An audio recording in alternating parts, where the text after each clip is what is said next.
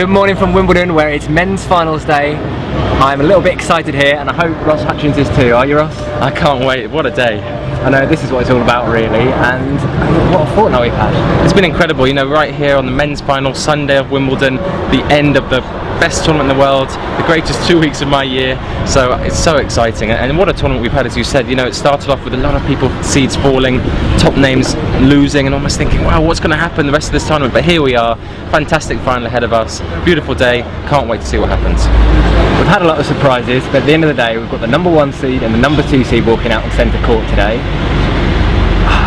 How is this match going to be decided?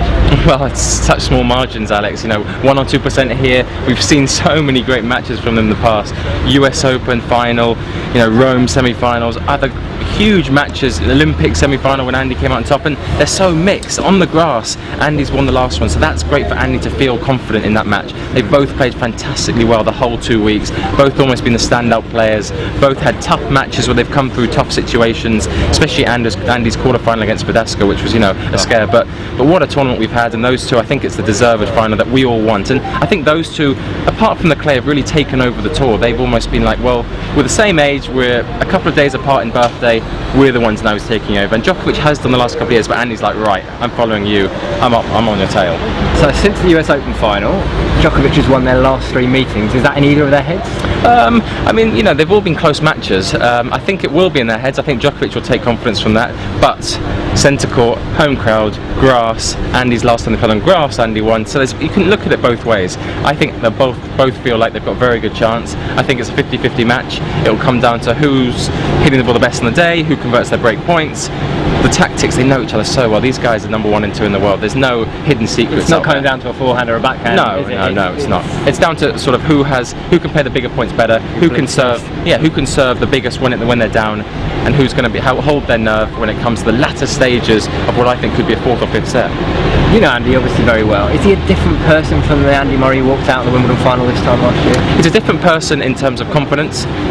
He's got more confidence. He's got almost as much expectation, as much drive, if not more. You know, and the fact that he's won Olympics on this court, he's won US Open, beating Djokovic.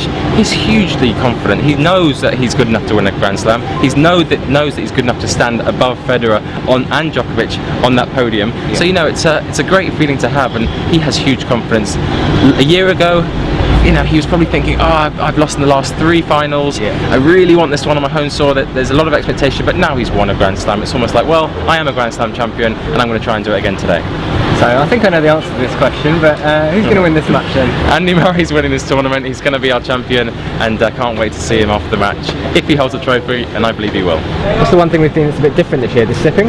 Yeah, people have fallen over, but it's not down to the courts in my view. It's down to almost clothes companies and shoe companies taking a little bit more risk with the pimples, players trying to take more risk with their movement. When you look at hard courts, when you see Djokovic and all these players sliding, doing the splits, hitting on the run, hitting on the slide, it's like an ice rink out there when people play on hard courts. So now they're trying to do it on grass courts. It will lead to falling over because it's so tough to do on a grass court, but also we haven't had to use the roof too much, but it's such a good addition. When there has been a bit of rain or a bit of darkness, we've had unbelievable tennis on the roof where it almost got exploded off with the noise. People about 2 miles away can hear them, and it's an incredible place, amazing arena, and once again such a successful 2 weeks.